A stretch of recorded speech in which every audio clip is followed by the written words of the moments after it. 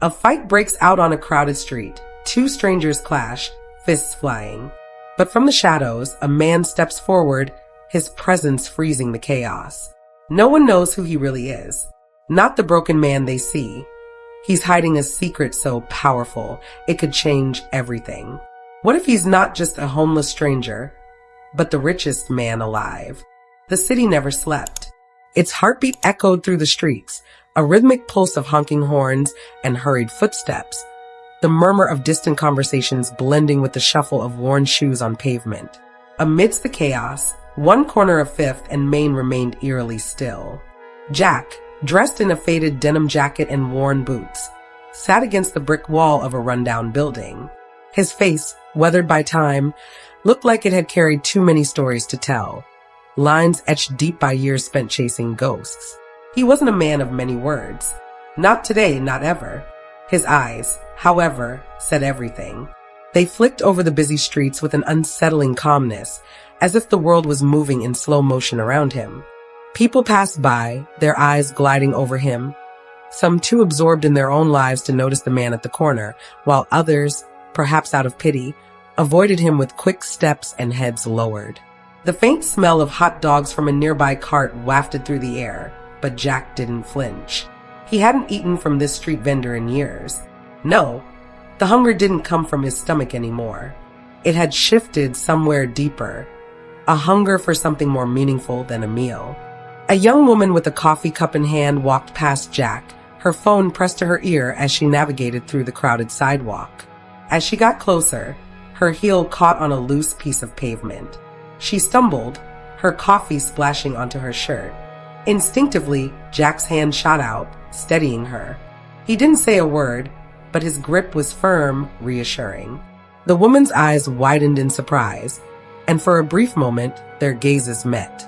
"Oh, thanks," she muttered, embarrassed, wiping at the spilled coffee.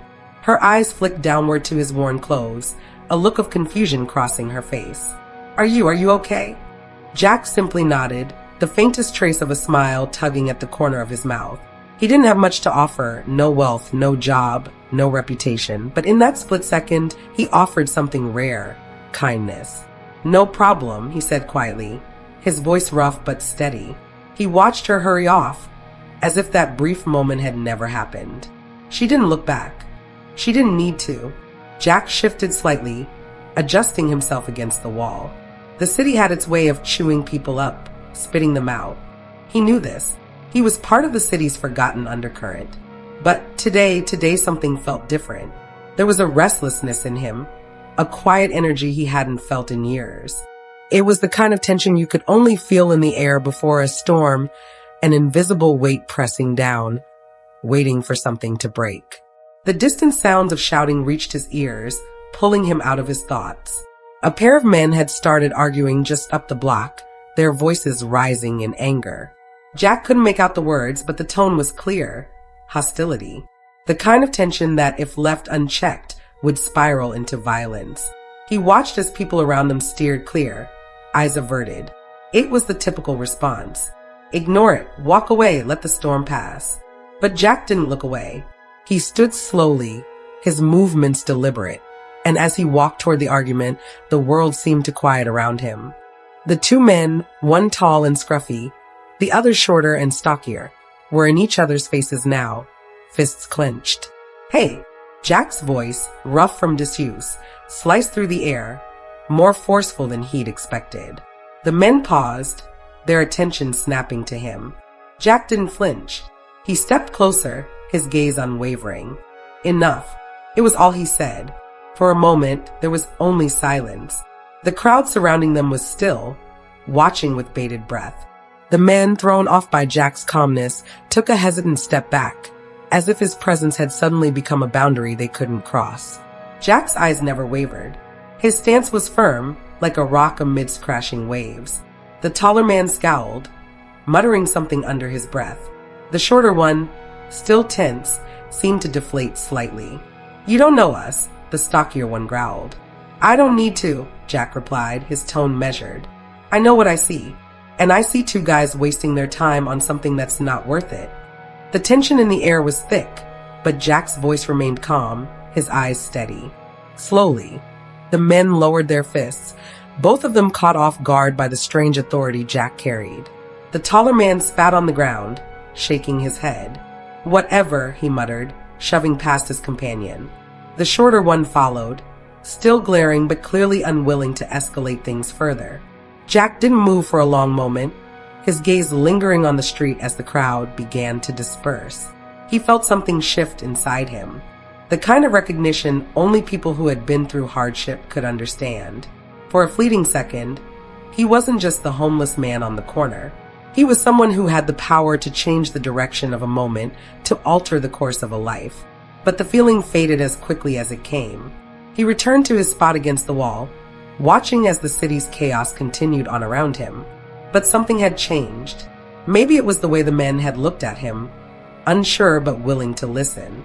Maybe it was the quiet power that had come from stepping into the storm, even just for a moment.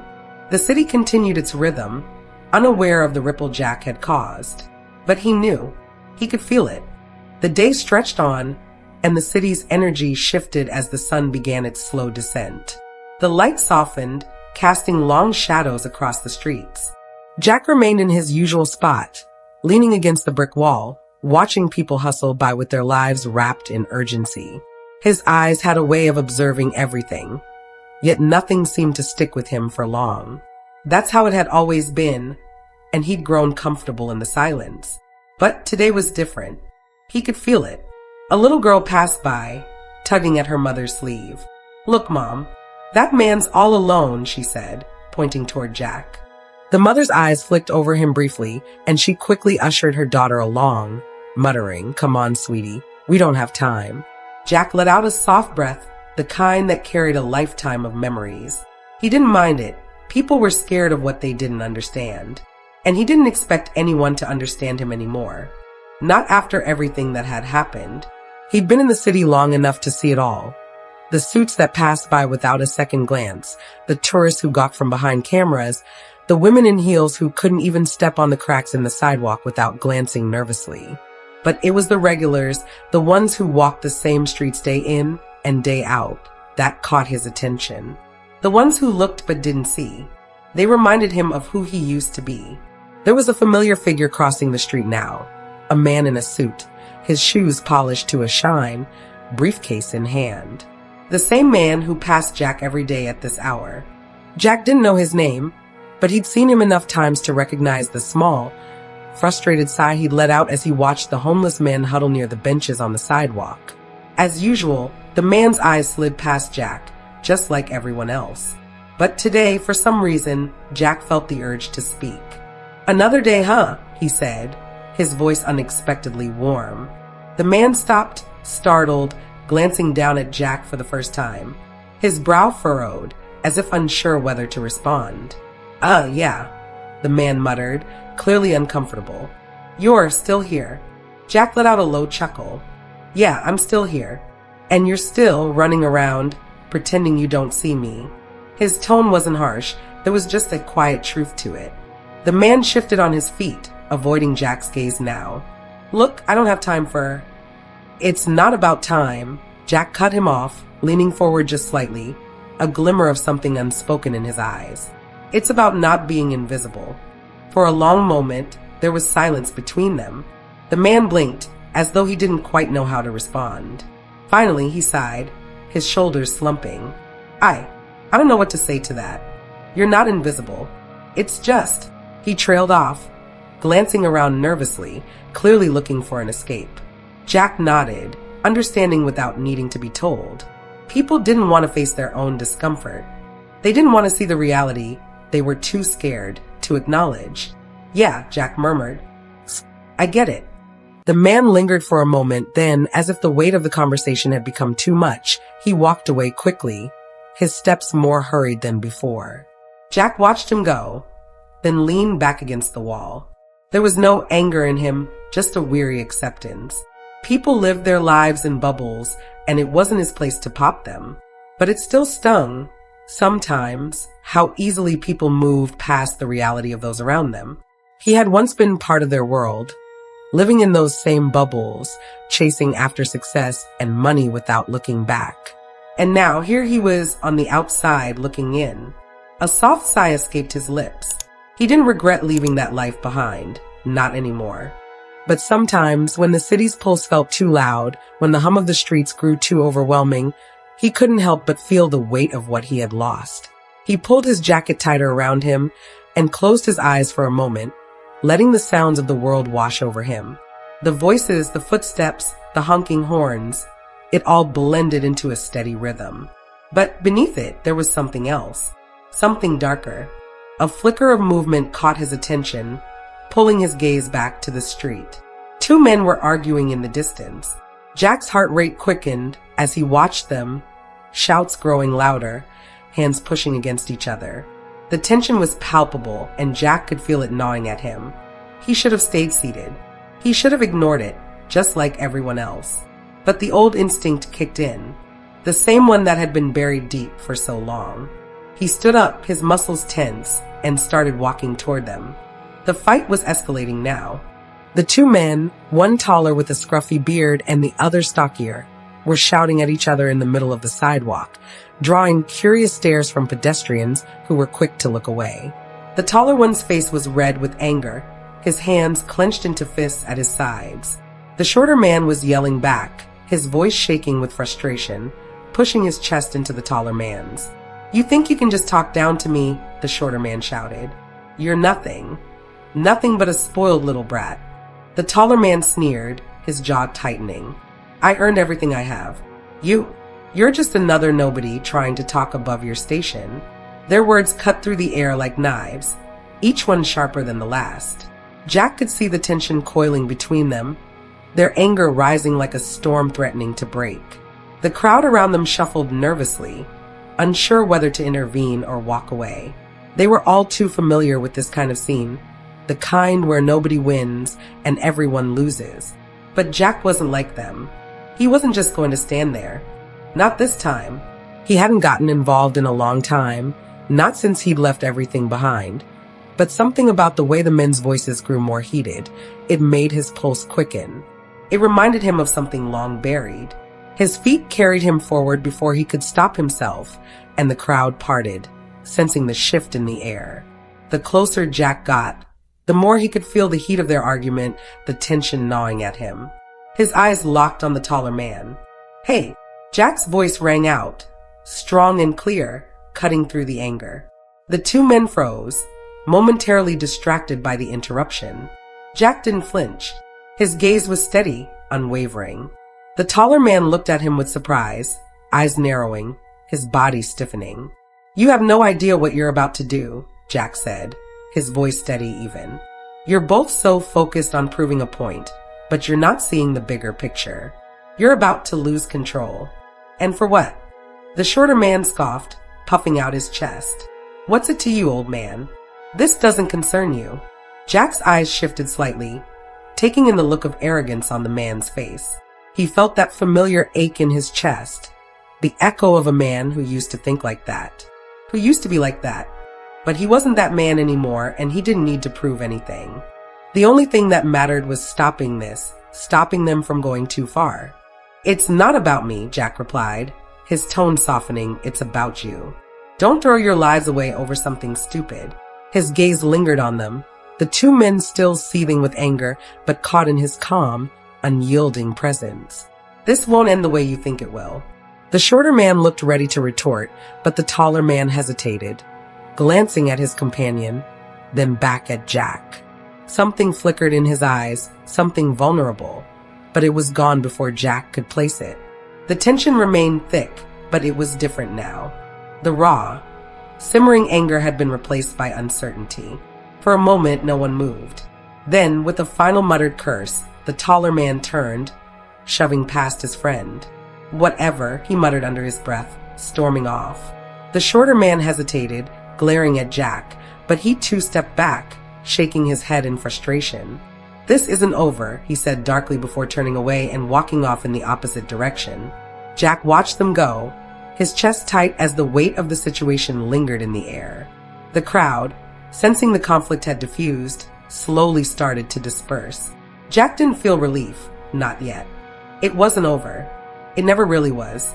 He exhaled, stepping back to where he had been sitting, his thoughts a little too heavy for comfort. He had stopped the fight, sure, but something still gnawed at him. The city continued to hum around him, oblivious to the change that had just occurred on its streets. Jack's heart still pounded in his chest. He looked down at his hands for a moment, his fingers twitching slightly. The power to stop it, it had come from somewhere inside him, somewhere deeper than he cared to think about. He had made them listen, just like he had once made people listen in a world that no longer recognized him. But was that enough? He wasn't sure. The city carried on, indifferent as ever. People would forget about the fight, forget about him, and go on with their lives. But for a brief moment, Jack had felt something. The spark of recognition. The reminder that he wasn't invisible. That maybe, just maybe, he could still have an impact.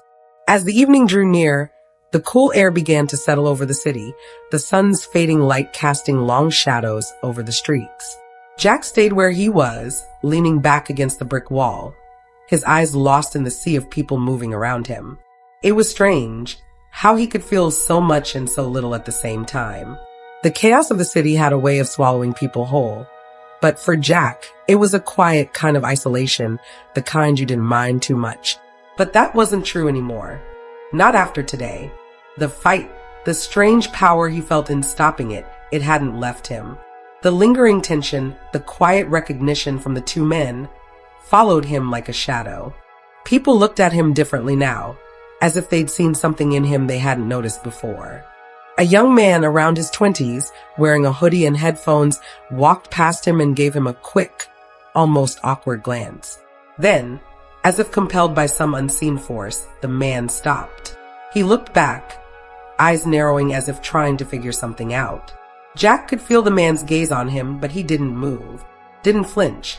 The young man took a hesitant step forward. "Hey," he said, his voice low but unsure. You stopped that fight, right?" Jack nodded slowly, eyes lifting to meet his. "Yeah, I did." There was a beat of silence as the young man took a few more steps, clearly unsure of himself. He glanced around, like he was debating whether or not to keep talking, but then something in Jack's gaze, calm, unflinching, seemed to reassure him. "I didn't know someone like you could do that," the man said, his voice softer now. "I mean, I thought guys like you just," he trailed off, his words cutting off mid-sentence. Jack didn't need him to finish. "Guys like me," Jack repeated quietly, his voice a little rougher than he intended. "You mean homeless guys? Guys with nothing?" The man shifted uncomfortably. "I didn't mean it like that. But yeah, you don't really see people like you stepping in like that. It's just weird." Jack's eyes flickered. He wasn't sure what to feel about the comment. There was a hint of surprise, almost disbelief, in the man's voice. Not about what Jack had done, but about who Jack was. "Yeah. Well, people don't see a lot of things," Jack muttered, turning his gaze back to the street. "And they never ask either." The man was silent for a moment, staring at Jack. Then, with a shrug, he nodded like he had figured something out, like he'd found the answer he'd been searching for. "Right. I get it. Thanks for, stopping that." Jack said nothing, just watched him turn and walk away. The words echoed in his mind, though. "People like you." The phrase stung more than it should have. He didn't want to be a guy like that. The label stuck, though. He couldn't shake it. It was true that he'd abandoned his old life. But did that mean he couldn't make a difference anymore? Did he really have to be nothing in the eyes of everyone around him? His thoughts were interrupted by the sudden screech of a car horn. He looked up to see a man in a sleek suit standing at the curb, holding a phone to his ear as he argued with someone. Jack didn't know this man, but he had seen him before. He was a regular, one of the many businessmen who passed by every day without so much as a glance at the people sitting on the street. Jack's eyes narrowed as he watched the man, the same unease gnawing at his gut. Without thinking, Jack stood, dusting off his jacket as he made his way over to him. The man's voice was growing louder, frustration clear in his tone. "I don't care about your excuses. Just get it done." The man barked into the phone, pacing back and forth. Jack approached him quietly, stepping into his path just as the man turned to face him. The businessman's eyes flicked over Jack, but his expression was dismissive, as if Jack wasn't even worth acknowledging. "Excuse me," Jack said, his voice quieter than he intended, but still firm. The businessman blinked, pausing in his conversation. "What?" he snapped, his attention barely focused on Jack. Jack stood there for a moment, staring at the man, his gut twisted with something. Anger, frustration, maybe even a little sadness. But it wasn't just about this man. It was everything. The way the world had turned its back on people like him. People who once had everything and now had nothing. "Never mind," Jack muttered, turning to leave. But as he walked away, he could feel the weight of the world pushing down on him again. The same feeling he had every day, of being overlooked, of being nothing. But then, just as he reached the corner, he heard the businessman's voice behind him. "Hey, wait a minute," the man called out, stepping toward him. Jack didn't turn. You're the guy who stopped that fight earlier, right?" Jack paused, his back still turned. There was something almost surprised in the businessman's voice. Jack wasn't sure what he expected, but it wasn't this. "Yeah," Jack said flatly, without turning around. The businessman hesitated. "I don't know what your deal is, but thanks for what you did today. You don't see that kind of thing happening much." Jack stood there for a moment, feeling the silence stretch between them. Then, without a word, he turned and walked off, his heart heavy with something he couldn't quite define. It wasn't gratitude. Not really. It was something more complicated. A bittersweetness. A reminder that maybe, just maybe, he could still be more than what everyone saw. But at what cost? The sun had long set, but the city never truly slept.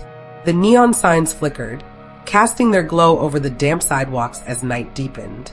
Jack sat against the same brick wall he had occupied for days, weeks, maybe even longer. His stomach was empty, but his mind wasn't. It was swirling, full of thoughts he tried to bury deep in the quiet moments, the ones that crept up when he wasn't paying attention. He heard the familiar clack of footsteps before he saw the man. The sound was crisp, measured, too refined for someone who walked the streets like Jack did. The man's shoes, polished to perfection, echoed off the pavement, his silhouette cutting through the dim light of a nearby street lamp. Jack didn't need to see his face to know who it was. The figure came closer, stopping just in front of him. Jack didn't look up at first, though he could feel the man's gaze on him. That uncomfortable, unsure look. The same one people wore when they weren't sure whether they should recognize someone or not. "Jack." The voice was unmistakable, deep, low, with a hint of surprise in it. Jack's stomach tightened. He didn't need to look up to know who it was. The voice belonged to an old face, one that Jack had worked with long before he'd given it all up. The man wasn't just a stranger or a passerby. He was someone from Jack's past, someone who had once been in the trenches with him. Slowly, Jack raised his eyes, meeting the man's gaze. The recognition flickered in his chest, the faintest spark of familiarity. "Eli," Jack muttered, the name feeling foreign on his lips. Eli stood there, his suit a sharp contrast to Jack's worn jacket, his hand still holding a leather briefcase. He hadn't changed much, still sharp, still composed, but there was something about him now, something different. Maybe it was the weariness in his eyes, or the way he stood there, hesitating. I didn't expect to see you here," Eli said, his voice unsure, almost apologetic. "I've been trying to track you down. Thought maybe you'd want to, come back." Jack's chest tightened at the words. "Come back." His voice was flat, distant, the words slipping out before he could stop them. "Back to what, Eli? Back to that life?" Eli shifted, the briefcase in his hand suddenly seeming too heavy. "Jack, I don't know what happened, but you can't just disappear. You've got to know that. You're part of it still. You're the one who built it all. Everything's still there. The money, the company. You can have it all again. You just have to take it." Jack blinked, trying to make sense of the words, but his thoughts were clouded by the rush of memories. His old life, the one he had left behind, the one that had almost destroyed him, came crashing back like a tidal wave. He had been someone once, someone powerful, someone who had it all. But all that came at a cost. And when the cost became too high, he'd walked away. "I walked away for a reason," Jack said, his voice quieter now. tinged with regret. I don't want any part of that anymore. I've made my choice. Eli stepped closer, his face softening. I know you think that, but you're not the same man you were, Jack. You've changed. I see it. But you can't just keep running away. You've built an empire, man. You're the heir to a fortune. He paused, his gaze falling briefly to the ground. You owe it to yourself to take it back. You owe it to her. Jack's stomach twisted painfully at the mention of her name. His heart clenched, and for a brief second, it felt like time had stopped. The woman from his past, the one who had mattered more than anything, flashed across his mind. The one he had lost when everything fell apart. No, Jack whispered, shaking his head. I'm done with all of it. Done with the lies, the business, and especially with her. I'm not the man you remember, Eli. And I'm sure as hell not going back. Eli stood there for a moment, his eyes searching Jack's face. His lips parted, but no words came out. A silence stretched between them, heavy with unspoken things. Finally, Eli let out a sigh, stepping back slightly. Okay, he said quietly, though there was a trace of sadness in his voice. I just thought you should know. You can't erase your past, Jack. You may not want it, but it's still yours. If you ever change your mind... He didn't finish the sentence, and Jack didn't need him to. The past was there, like a shadow that refused to leave, no matter how far he walked. I won't change my mind, Jack said softly, turning his gaze back to the street. His voice held firm conviction, but inside, there was a storm. The offer hung in the air, impossible to ignore. Eli lingered for a moment longer, watching Jack with a mixture of pity and something else, something Jack couldn't quite name. Then, without another word, he turned and walked away. Jack let out a slow breath, the weight of the moment pressing down on him. The past had found him. It always did. The night grew colder as Jack sat on the curb, the streetlights casting their faint glow over the cracked pavement. The city had taken on a different tone, darker, more distant, as if the world had grown colder with the passing hours. Jack's mind was spinning, but his body felt like it was made of stone. Everything was too still, too quiet, as if the city was holding its breath. His conversation with Eli had left a knot of unease in his chest, one that refused to loosen. He hadn't expected the visit. He hadn't expected Eli to show up, to offer him everything he thought he had left behind.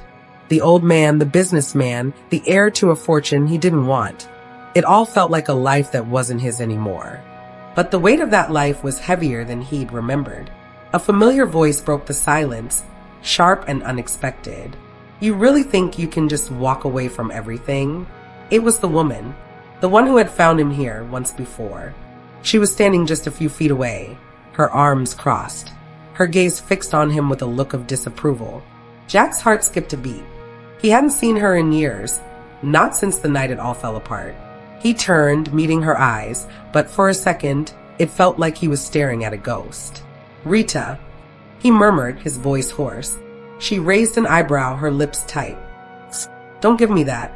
You think you can just disappear, vanish off the face of the earth, and it's all fine? You're really gonna let that happen?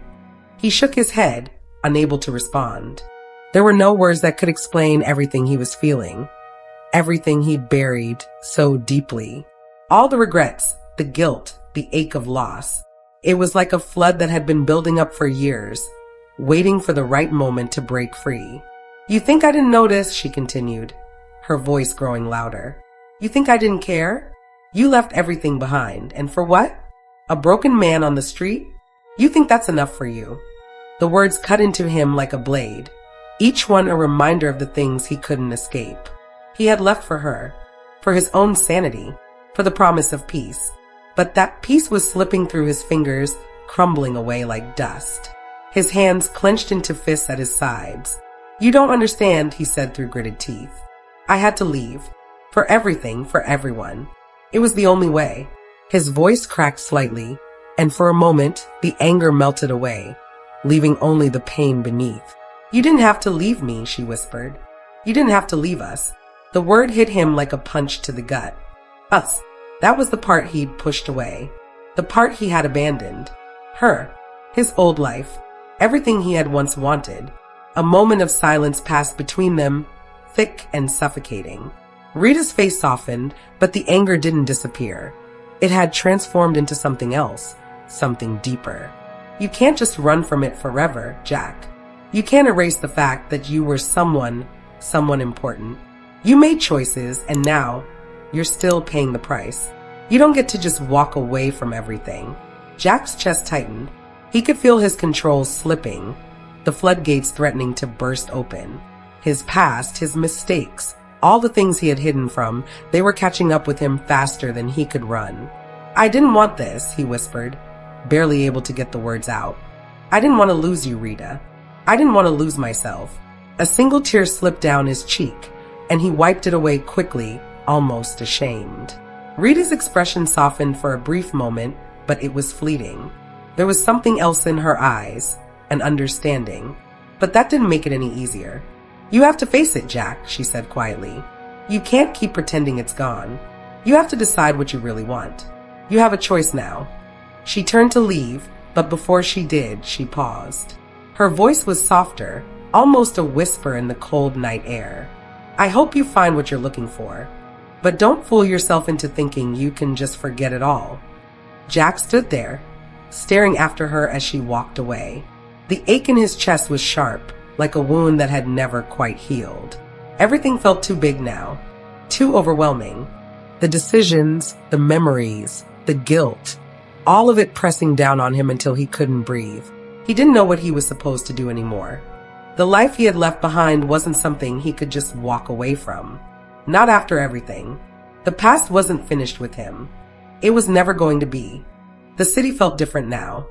Jack could sense it even though it looked the same, busy streets, in different faces, and the same hum of activity that never seemed to stop.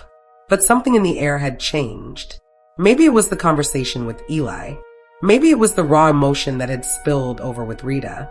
Maybe it was just the way his mind had started turning over all the choices he'd made, the roads he'd taken and the ones he hadn't. He stood at the corner of 5th and Main, his back against the same brick wall he had called home for so long. The familiar rhythm of the street was no comfort tonight. His thoughts were scattered, his mind full of the offer Eli had extended to him. A fortune, a life he had once owned, a past that he could return to if he wanted it. But did he want it? That was the question that gnawed at him, the one that wouldn't let him sleep. His life now, this life on the streets, wasn't glamorous, but it was real. It was his choice, his consequence. But that other life, the one Eli had reminded him of, held power, wealth, a world that could change everything for him. The sound of footsteps brought Jack out of his thoughts. He didn't need to look up to know who it was. He recognized the voice that called out his name, deep and familiar. Jack.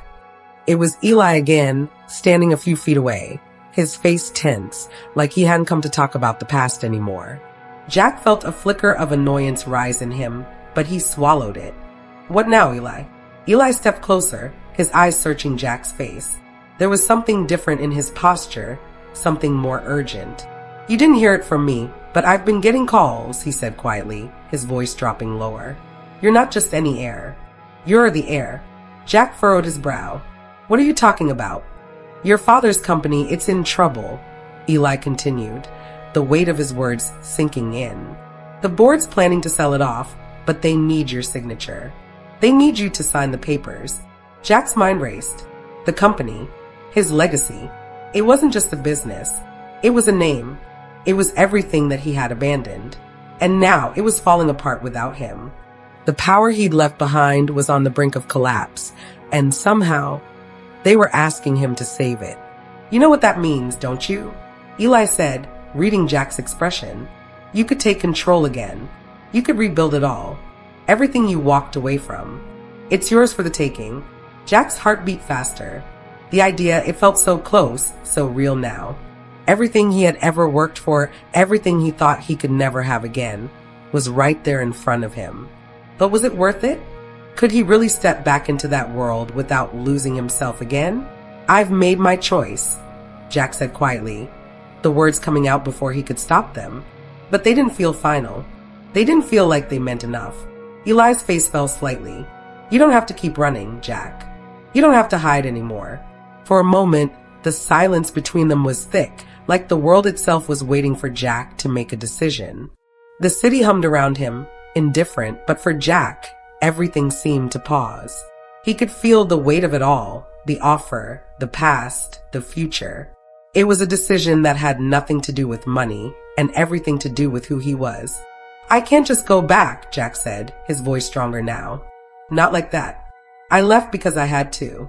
I walked away because that world wasn't mine anymore." Eli didn't speak, but his disappointment was clear. He didn't get it. He didn't see why Jack couldn't just come back, take what was his, and be the man he used to be.